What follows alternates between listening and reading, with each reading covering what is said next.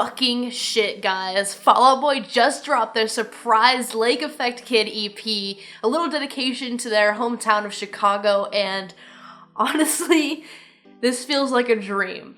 This is everything I could have ever wanted from modern Fall Out Boy, at least in the first 2 tracks. This EP was actually produced by Sean O'Keefe, who did Take This to Your Grave and the My Heart EP, so that was a little surprise there that honestly got me very hyped for this release. I was a little bit skeptical at first because I really didn't know what to expect, honestly. After Mania, you know, I really did not know what they were going to do here. I was really hoping they wouldn't let us down, but honestly, this is wonderful. I actually filmed myself listening to Lake Effect Kid, the opening track, for the first time, and I literally teared up. I was so emotional and just surprised, shocked, overwhelmed with excitement. Everyone already knows my opinion on Mania. It obviously was not really my cup of tea. I didn't think it was as bad as I initially thought it would be, but either way, it's not really my thing. But this, oh, this is exactly what I wanted. This is what I fucking love. This is the Fall Out Boy that I fell in love with. And I really did not expect them to deliver this well in 2018. After hearing those first 2 songs, I was so overwhelmed with emotion, and I still am. But we get to the 3rd track and that kind of changes a bit, but we'll get to that a little bit later. Now let's break down each of these songs. The EP opens up with obviously the famous fan favorite Lake Effect Kid, which was originally released in 2008 as a demo, and it's just amazing to see the polished, truly finished version here living in the flesh in 2018, and I'm really happy and relieved that they didn't butcher it. And like I said, it does sound a lot better quality-wise and the production and everything. I think Patrick Stump sounds absolutely fantastic on this track. Those opening guitars are so smooth and fresh, and we finally get to hear some hard-hitting drums from Andy Hurley. Thank God he gets to actually show off on this song. Patrick Stump really carries this song, bringing a lot of Foley-esque soul to it, and I just could not be happier with that. It seriously takes me back to 2008, and I think that's why I just can't stop smiling when I listen to it. This is seriously a fantastic track. The production is amazing. The guitar solo takes me to heaven. Literally, I have 0 complaints here. This is easily the best song on the EP, of course, and this might even make my year-end list. Moving right along to City in a Garden, this one feels, again, very much like 2008 Fall Out Boy, bringing those Foley vibes, which is like my favorite album by them, so I'm fine with this.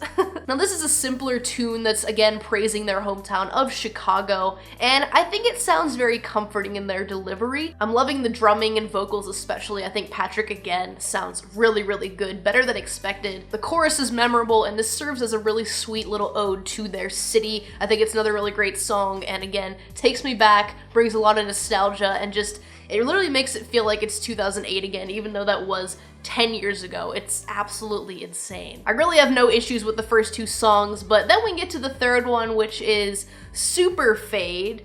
And this one honestly comes out of left field because it's a lot different from the first 2, obviously. It's the most Mania sounding song, and it's probably the most experimental. It's another Chicago dedication, but in a more processed, I guess, modern form, and I'm honestly really not that into it at all whatsoever. It really acts as a misfire because you're really getting into a certain mood and vibe with the first 2 songs, and then this comes up and you're just like, huh? It just kind of kills my buzz, it kills my vibe. I don't know, like, I'm sure a lot of people agree with me, I've already seen, but I don't think this song fits well on the EP. It has those same type of Young and Menace vocals from Patrick with the repetition and like the yelling and the weird manipulation. The opening synths obviously remind me a lot of soul punk, but the rest of the song just, it kind of gets on my nerves, to be honest, and it really does not get better with more listens, for me at least. Even though there are some cool horns and guitars placed throughout this track, it's just not enough to keep me engaged and that interested because, again, like I said, it sounds a lot like a Mania B-side, and it just kind of turns me off because even though it fits with the theme of this EP lyrically, I just, you know, sound-wise, it just throws off everything in my opinion. It feels kind of annoying, and I don't have any desire to come back to this one. I really do wish they would have just continued with that theme of the guitars and stronger drums in these songs that remind us a lot of the older Fall Out Boy pre-hiatus, that is. Just the whole, like, Fall Out Boy are an actual band vibe really just has my entire heart on the first 2 songs, and then this just kind of, not ruins it, but just,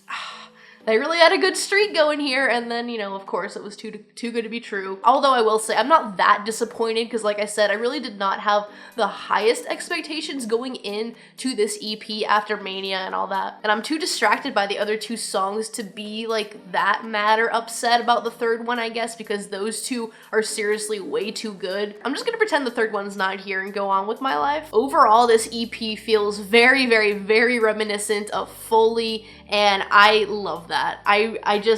That's probably why I'm so just overwhelmed and really, really, really loving the first two tracks. I'm very pleased overall, even if the third song really isn't my thing. I'm forgiving here. And I really think this EP is going to shock a lot of people and surprise them, because probably a lot of people are expecting them to fail, and I don't think they have here, really. Especially with the first two songs, I think they delivered way better than I expected. And hey, hopefully this will get fans demanding more of this style, because you don't even know how much I would pay for them to make a full-length album in that style. Like, I would do very bad things to get something like that in 2018 or 2019 or sometime soon. Seriously though, guys, I'm pretty happy with this. I can't really be that mad about the third song, just because the first two are so good. And it just, I don't know, it has me nostalgic, like I said. It just reminds me why I love this band in the first place, and it really restores my faith in their abilities as a band post-hiatus. More like this, please. Guys, let me know what you thought of the Lake Effect Kid EP down in the comment section below. What was your favorite? What was your least favorite? Did they exceed your expectations, or did they let you down with this EP? Please let me know, and while you're here, make sure to leave a like on this video, and if you happen to be new to my channel, make sure to hit that subscribe button if you're into music just like me. And that's gonna be the end of this review. Thank you guys so much for watching. I will see you all next time.